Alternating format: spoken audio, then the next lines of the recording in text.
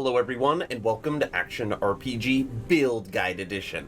Today I'm going to be breaking down for you my Primalist Shaman Avalancher, and I consider this my speed run character, which you will see during the gameplay portion. Now, if you need to jump around in this video, everything is timestamped in the description below, and the advanced loot filter is also linked in the description below. So for this video, like normal, all of my build guides will look at gameplay, we'll look at skills, we'll look at passives, we'll look at gear, and break down the character sheet. Let's not waste any time and jump right into this. Right now we are logged into an Echo level 100. Skills I'm going to be using for this build are Maelstrom, Tornado, Warcry, Summon Thorn Totem, and Avalanche. And again, this is a continuous run build, and you want to try and keep 6 sacks of Maelstrom up because then you gain haste. And we're off.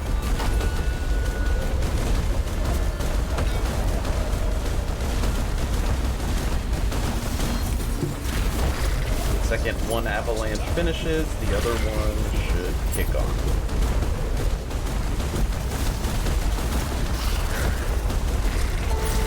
Seriously ridiculous. Impossible.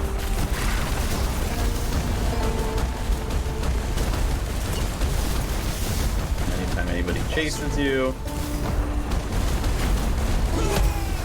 they also die from the trail.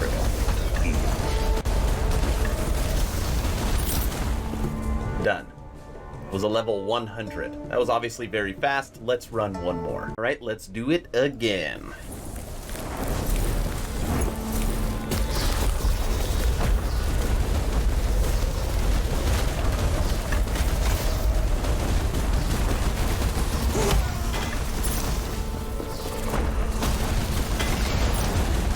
Level 87. Good timing for the video. Not die here.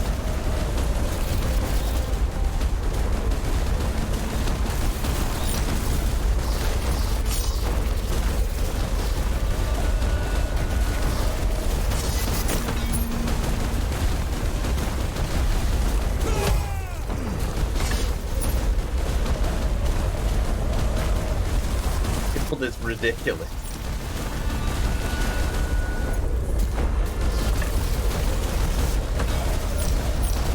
Multiplayer drops. Better try and keep up.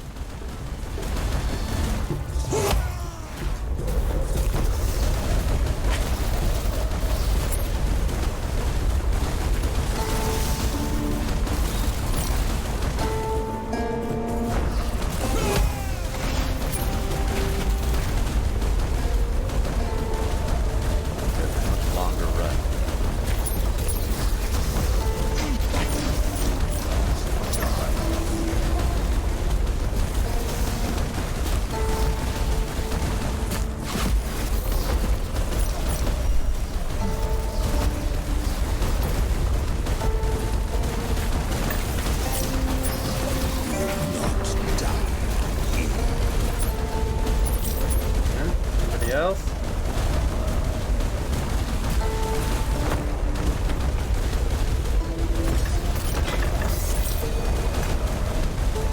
Let me show you how to create this build. Starting off with skills, and our first skill is Warcry. You want 2 into Deep Roar, 4 into Battle Cry, 1 into Ferocity, 1 into Jormun's Wrath, 5 into Frost Claw, 1 into Bringer of Winter, 1 into Frigid Breath, and 5 into Heart of Rime. Really love this skill. I'm very happy that they introduced it. Literally every Primalist should have it. Summon Thorn Totem. 4 into Forested Expanse, 4 into Eternal Forest, 1 into Grove Mind, 2 into Memories of Eterra, 5 into Tamic Wisdom, 3 into Venom Tipped Thorns, and 1 into Ice Thorn Totems. This is what actually turns the Thorn Totems into cold. Okay. Tornado.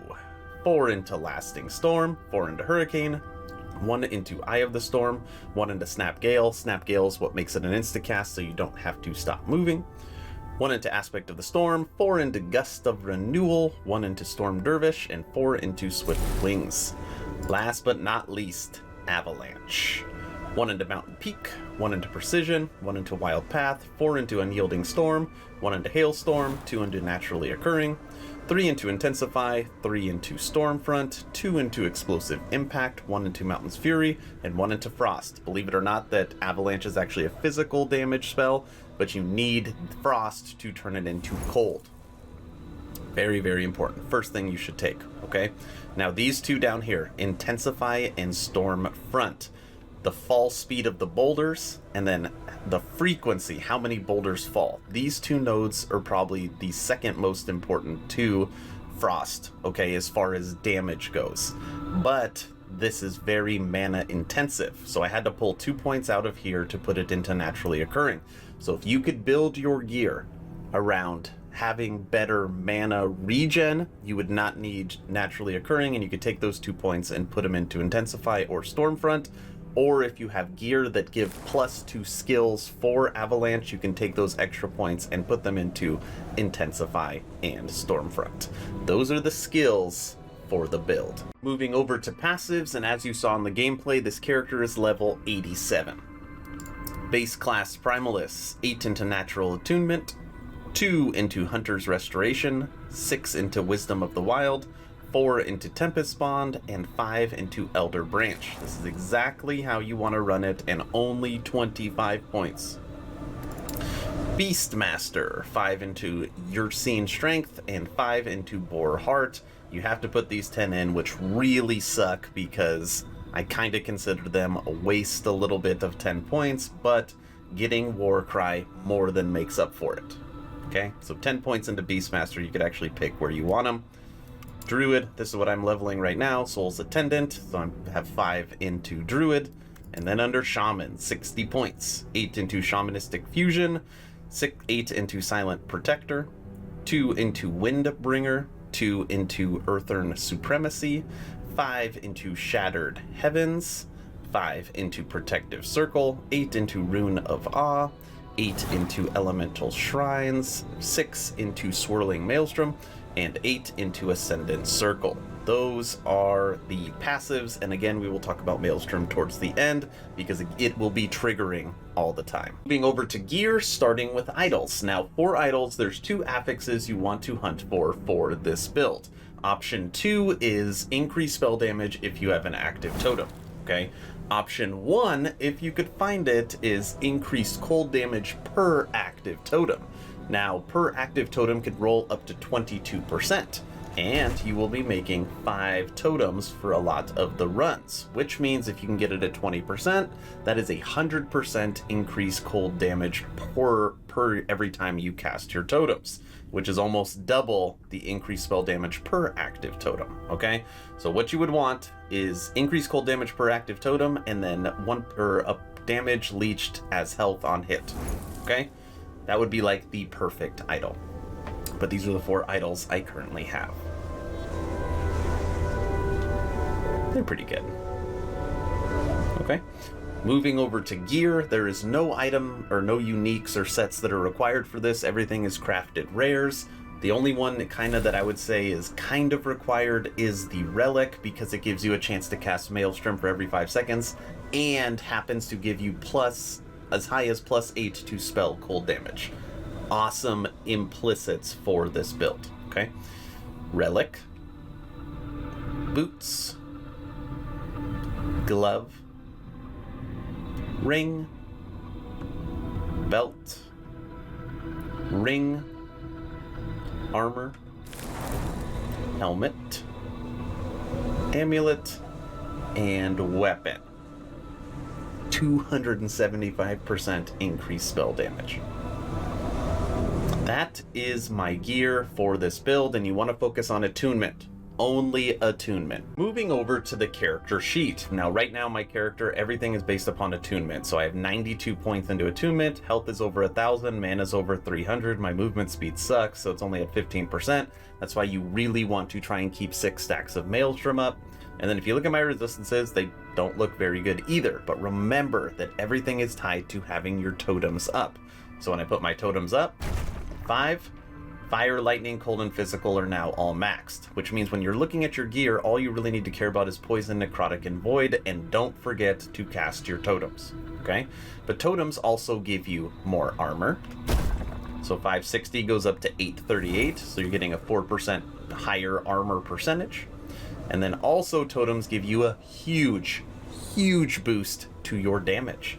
So right now, just with nothing, increase spell damage 469, increase cold damage 158, and then you hit totems.